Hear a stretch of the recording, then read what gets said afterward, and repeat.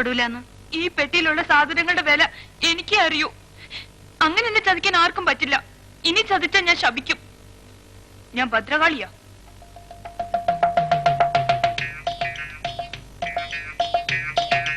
ഞാൻ ജീവന്റെ ജീവനായി കൊണ്ടു നടക്കുന്ന വിലപിടിപ്പുള്ള സാധനങ്ങൾ ഇതിന്റെ ഉള്ളില്. ആർക്കും അതിന്റെ വില മനസ്സിലാവൂല. എനിക്കേ അറിയൂ.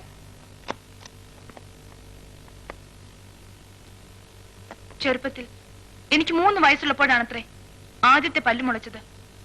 അതിനു മുൻപ് ഞാൻ പല്ല് തേക്കാൻ വേണ്ടി വാശി പിടിച്ച് കരയുമായിരുന്നു അത്രേ. 3 വയസ്സ് കഴിഞ്ഞ് 2 മാസമായപ്പോ പെട്ടെന്ന് എനിക്ക് 4 പല്ല് വന്നു. അത് തേക്കാൻ വേണ്ടി എന്റെ അച്ഛൻ എനിക്ക് ആദ്യം വാങ്ങിച്ചെന്ന ബ്രഷ് ഇത്. കൊള്ളാമോ?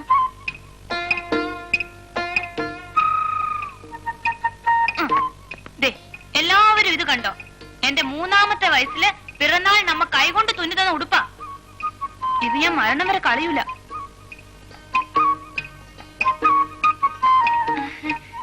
ഞങ്ങളുടെ തറവാട്ട് പറമ്പിന്റെ അതിരില് തേൻകിനിന്ന് ഒരു മാവുണ്ടായിരുന്നു എന്ന് ഞാൻ സുധാകരനോട് പറഞ്ഞിട്ടില്ലേ? പറഞ്ഞിരുന്നു. അതിന് ഒരു ദിവസം പണിക്കിരങ്ങൾ വീട്ടിൽ വന്നപ്പോ അതിന്റെ ഉച്ചിയിൽ ഒരു മാമ്പഴം കണ്ടു. എറിഞ്ഞു വീഴ്ത്താൻ പറ്റുമെന്ന് പണിക്കിരങ്ങൾ എന്നോട് ചോദിച്ചു. പറ്റുമെന്ന് ഞാനും പറഞ്ഞു. ജീവിതത്തിൽ ആകെപ്പാട് ഒരു മാങ്ങയ്ക്കേ ഞാൻ കല്ലെറിഞ്ഞിട്ടുള്ളൂ. ആ കല്ല ഇത്. എങ്ങനെയുണ്ട്? പണിക്കരെ, ഇതിന് അരവട്ടല്ല, മുഴുത്ത വട്ട് തന്നെയാ.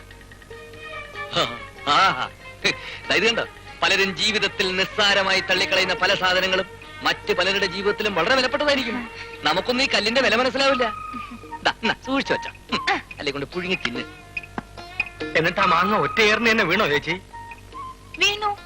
അത് പണിക്കരങ്ങൾ തിന്നുകയും ചെയ്തു. അതിന്റെ അണ്ടി ചിലപ്പോ ആ പണിക്കരുടെ വീട്ടിൽ തന്നെ കാണും. ശിവരാമന് വേണമെങ്കിൽ അത് വാങ്ങി മുളപ്പിക്കാം അല്ലേ? ഹണിമൂണിന് നമ്മൾ എവിടെയാ പോകുന്നത്? 4 സ്ഥലങ്ങൾ ഞാൻ കണ്ടുവച്ചിട്ടുണ്ട്.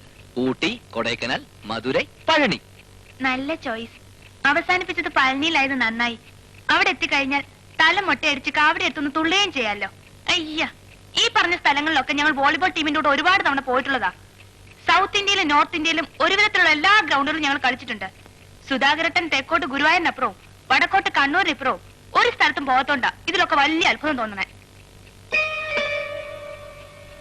സുധാകരട്ടൻ പാസ്പോർട്ട് എടുത്തിട്ടുണ്ടോ? എന്റെ അടുത്തും പാസ്പോർട്ട് ഉണ്ട്.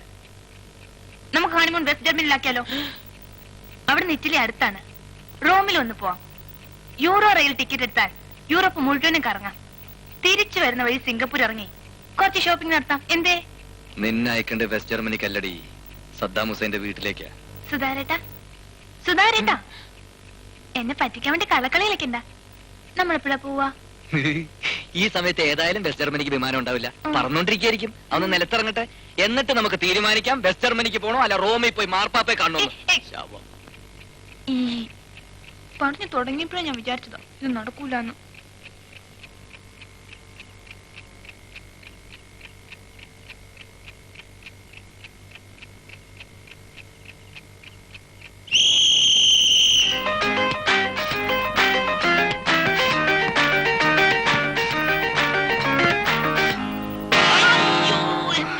അയ്യോ, എന്ത് പറ്റി?